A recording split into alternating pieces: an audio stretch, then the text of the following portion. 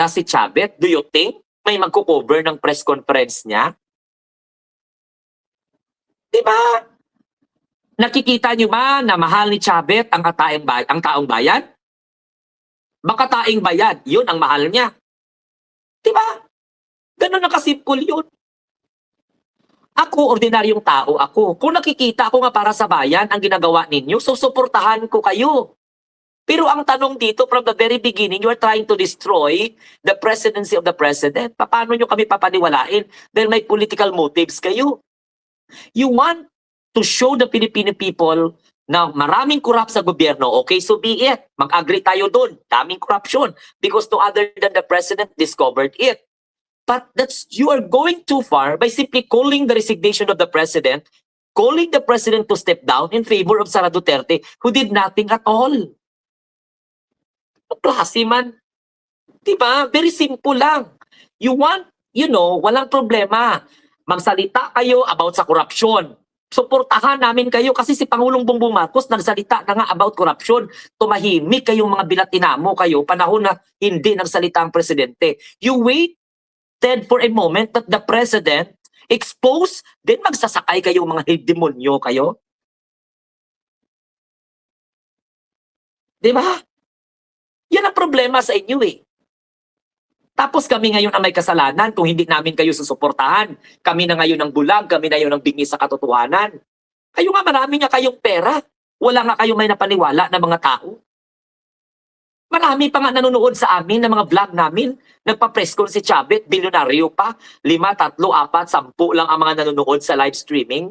Because nauumay na ang tao. Kung hindi nga siguro AI.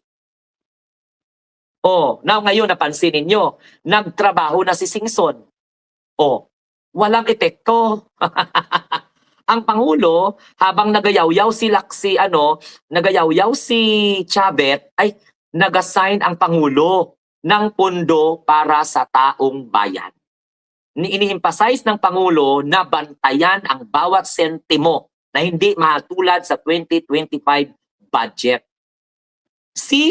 Habang nagayaw-yaw si Chavez Singson ng kanyang kasinungalingan, ang Pangulo nagtatrabaho para sa ikapagtagumpay ng sambayanang Pilipino. Ngayon, anong mapala natin kung paniwalaan natin si Chavez? Saan niya tayo dadalhin? Kaya bang ayusin ni Chavez ang ekonomiya ng bansa? Dapat matulad ka kay Ramon Ang. Mabuti pa si Ramon Ang tahimik na tumutulong sa gobyerno. Pero ikaw, sarili mo lang bulsa ang pinapayaman mo. Tapos magagalit kayo sa akin, mga DDS. Kapag yung mabaho nyo at mga habang baba na matanda, yaw-yawin namin. Ang tanong, ano ba talagang gusto mo? Bababa si Pangulong Bongbong Marcos, tapos iupo nyo si Sara. Ano ang ginawa ni Sara sa bansa na pwedeng ikakagayak o ikakagalak ng sambayanang Pilipino? Ano ang pakinabang ng mga Duterte sa bansa na puro paninira at puro pang-aakusa ang ginagawa? Bakit? Kaya ba nilang tumbasan ang sakripisyo at ang hirap ng mahal na Pangulo? Ang tanong ko dyan. So yung mga ebidensya ninyo, imagine kagaguhan, tawagin nyo na mastermind ang presidente? So ibig sabihin, tumahimik kayo sa panahon ni Rodrigo Roa Duterte ng daming korupsyon sa administration niya. Hindi nyo tinawag na mastermind ang matandang hukluban. Sige nga, bigyan ko kayo ng idea. Kadali-dali lang magsabi sa inyo na mastermind ng korupsyon ng Pangulo na nag-expose ng katiwalian sa gobyerno. Pagkatapos si Rodrigo Duterte, hindi nyo tinawag na mastermind.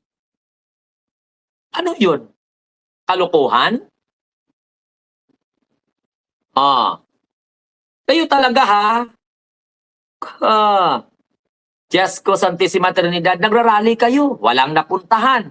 Nagreklamo pa nga yung iba, hindi nabayaran. Hindi pa nakauwi ng maaga. Pagdating sa bahay, nag-aaway pa. Wala na pala. Wala na kayong nasyonalismo sa mga sarili ninyo. Distado na kayo ang grupo na atat ipaupo si Sara Duterte. Kaya nga napapahamak ang mga Duterte dahil sa mga ginagawa ninyo. Pakitaan nyo yung tao ng bilyon-bilyon, trilyon-trilyon ninyo, wala na pong maniniwala sa inyo. Ha? Pinagtatabuyan ka nga ng mga tao. O hindi na panahon yun ng iniirap Estrada na magsalita ka lang, paniwalaan ka na ng tao. Hindi. Nagkamali kayo ng binangga. Marcos ang presidente. Ang presidenteng makadiyos, makatao, makakalikasan, makabayan at makabansa. Kayo makatai at makabayan. Ha?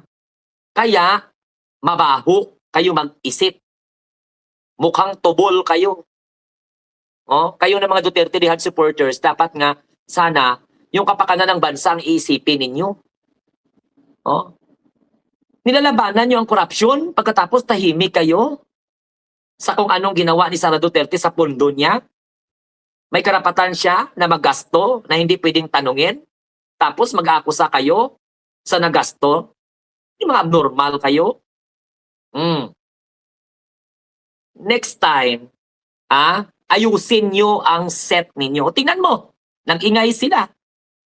O ano nangyari? Tapos sabihin nyo sa amin, kami yung tulog. Gising kayo. Tapos wala kayong alam. O, nagagalit kayo kung sabihin namin kayong bobo, pero wala kayong alam. O, may insulto kayo kapag tawagin namin kayong matalino. Pag tinawag ko kayong matalino, papaniwalaan nyo kaya ako? Tapos sabihin nyo, oh, wake up. Gumising ka. Aba? So ibig sabihin, kayo na mga makaduterte, yung mga makademonyo, kayo ang gising. Saan banda? Pinukpok ng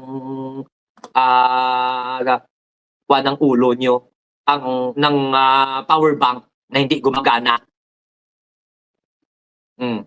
Pundido, kung sa bumbilya pa, pundido ng mga utak nyo. O ngayon, naniwala kayo kay Chavez? Hindi nga kayo makapag-comment dito sa akin ng maayos dahil you are already enlightened. Na, yan ang komentary na bagay sa inyo. Ang tanong, hindi nyo ba na-gets? Ano ang motibo ni Chavez? Bakit siya nag-iingay? Anong pinanggalingan niya? Hindi siya nabigyan ng pabor. Bigyan ko kayo ng idea. Kung halimbawa in-appoint ni PBBM yung gusto niyang maging direktor ng PCSO, magyayaw-yaw siya nito? Kaya nakakuha siya ng pabor? Ito yung mga klaseng tao na kaliwaan. Di ba? Tanungin ko kayo, nung mga panahon na hindi siya humingi ng pabor, actually, ang daming mga appointee ni PBBM na kung saan ay siyempre recommended kasi pinagkakatiwalaan siya. Pero too much na yung ipa-appoint mo yung hindi naman karapat-dapat. Gawin mo pang direktor. Ngayon, hindi na-appoint, magtatantrum ka, magagalit ka, tapos sasama ka na sa mga taong mag-akusa sa presidenteng kurap. O, di ba? Bago mo siniportahan si PBBM, kurap na ang mga sinasabi ng mga anti-Marcos. Bakit mo sinuportahan? Ang tanong, di ba? For more than 30 years na binabalahura ang pangalang Marcos, kurap, ill-gotten wealth, bla bla bla, lahat-lahat na lang. Bakit mo sinuportahan nung tumakbo? Bakit yung hindi ka magsuporta, sa tingin mo hindi mananalo si PBBM? Tinanggap lang ni PBBM yung suporta mo kay total because the president give you benefit of the doubt. Ngayon kung nagkataon na in-appoint ni PBBM yung gusto mong maging direktor, magyaw-yaw kaya kayo nga mga buang mga DDS, mararamdaman nyo kaya yung galit ngayon ni Chavez Singson sa Pangulo? Huwag nyo nga galing gaguhin yung tao. Kung ako nga siguro harap, tanungin ko na lang yan. O bakit? Chavez, dapat hindi mo sinuportahan si PBBM kung kurap pala yan, kung magnanakaw pala yan. Kasi hindi pa siya nakaupo sa pwesto, yan na po yung mga accusation laban sa kanya. Hindi ka man siguro bobo, bingi, utanga na hindi mo naiintindihan yan. Tapos ngayon, magsasalita ka ng Pangulo ay mastermind? Magsasalita ka tungkol po sa mga katiwalian na as if walang ginawa ang presidente? The president himself exposed corruption in the government.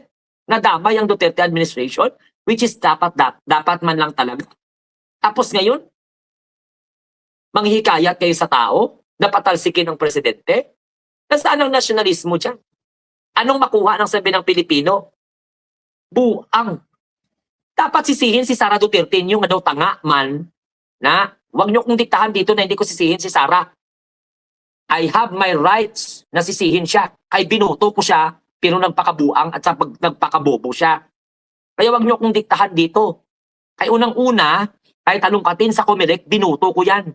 Pero lang kung hindi ko siya binuto, hindi ko siya pwedeng komentaryuhan na katulad nito. Pero binuto ko yan sa tiwala na may pakinabang. Wala man palang pakinabang. That's the reason why do not dictate me not to blame the Vice President because she is the root of all. Hindi magginago itong mga tao na ito kung hindi dahil sa kanya. Dahil kapag maupo si Sara Duterte, may pakinabang itong mga hayop na to.